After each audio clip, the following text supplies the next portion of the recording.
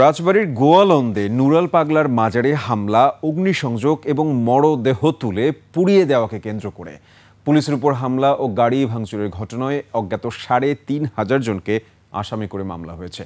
শুক্রবার রাতে গোয়ালন্দ ঘাট থানার এসআই সেলিম বাদী হয়ে মামলাটি করেন।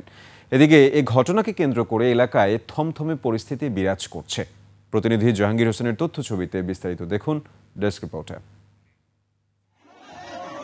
রাজবাড়ীর গোয়ালন্দে নুরাল পাগলার মাজারে শুক্রবার জুম্মা নামাজের পর বিকেল ৩টা থেকে সন্ধ্যা ৬টা পর্যন্ত দফায় দফায় হামলা চলে। শরীয়ত বিরোধীভাবে দাফনের অভিযোগ তুলে নুরাল পাগলার মরদেহ কবর থেকে তুলে পুড়িয়ে দেওয়া হয়।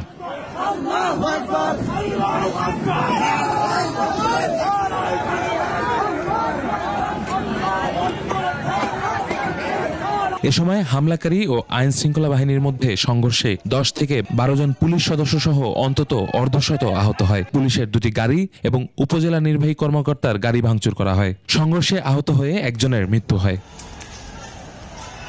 এদিকে হামলার ঘটনায় অজ্ঞাত ৩,০০০ থেকে ৩,৫০০ জনকে আসামি করে মামলা করেছে পুলিশ। গতকালকে রাত্রেই আমরা অজ্ঞাতনামাকে আসামি করে গোয়ালন্দ ঘাট থানায় একটি মামলা দায়ের করেছি।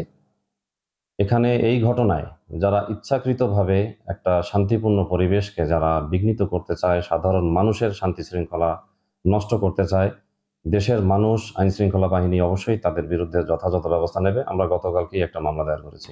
ঘটনার পর এলাকায় এখনো থমথমে পরিস্থিতি বিরাজ করছে। অনাকাঙ্ক্ষিত পরিস্থিতি এড়াতে অতিরিক্ত পুলিশ মোতায়েন রয়েছে। ইউসুফ হাসান নাইম, ২১ টেলিভিশন।